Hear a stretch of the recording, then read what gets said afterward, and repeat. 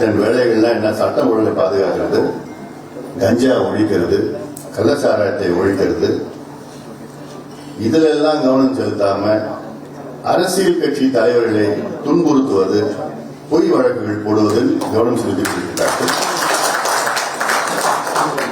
தமிழ்நாட்டில் கடந்த மாதத்தில் மட்டும்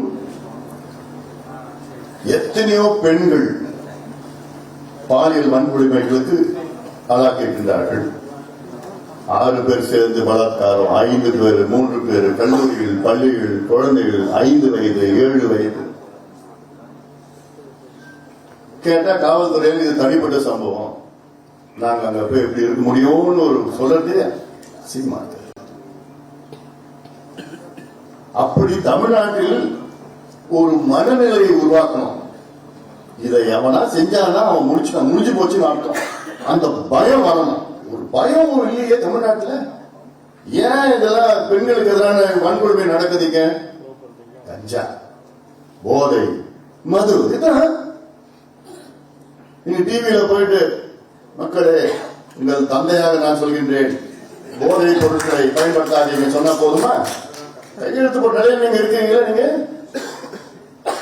கையெழுத்து போடுறது தானே, காவல்துறை உங்ககிட்ட தானே இருக்கு. கஞ்சா ஒழிக்கிறதுக்கு எங்க கிட்ட 1 மாதம் கொடுங்க, காவல்துறை எங்ககிட்ட என் பொருள் கொடுங்க. 1 மாதம் ஒரு கஞ்சா பொருள் தமிழ்நாட்டில் இருக்க. சோறு போற நிலத்தை அழிச்சு அங்க நீங்க ஃபேக்டரி கொண்டு வந்து ஏதோ அங்க இருக்கிற 100 பேருக்கு வேலை கொடுத்து அங்க ஒரு முதலாளி உருவாக்கி அந்த முதலாளி அவன் பணக்காரன் ஆகிறதுக்கு இது முட்டாள்தனம். அரசு நிலத்துல சிப்காட் அமையங்கள், தரிசு நிலம் எவ்வளவு இருக்கு, லட்சக்கணக்கான ஏக்கர் தமிழ்நாட்டில் தரிசு நிலங்கள் இருக்கு. அங்க சிப்காட் அமையுங்க. தமிழ்நாட்டில் ஏன் சென்னையில மட்டும், சென்னை சுத்தி இருக்கிற பகுதியில் மட்டும் ஏன் நீங்க தொழிற்சாலை கொண்டு வரீங்க? செய்யார் சிப்காட் விரிவாக்கத்திற்கான மேல்மா உள்ளிட்ட கிராமங்களில் 3000 ஏக்கர் நிலம் கையகப்படும் திட்டம் கைவிடப்படும். இது மாண்புமிகு ஏவாவேலு அவர்களுக்கும் தெளிவா சொல்றோம். அவர்தான் இதுல எப்படியாவது வரணும், எப்படியாவது கொண்டு வரணும்னு அப்படின்னு என்னென்னமோ அரசியல் நடந்துட்டு இருக்கு. சோறுக்கு எங்கேயா போவீங்க நீங்க?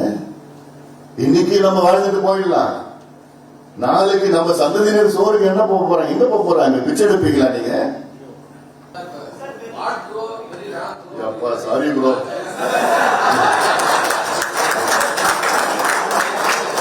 Next question bro.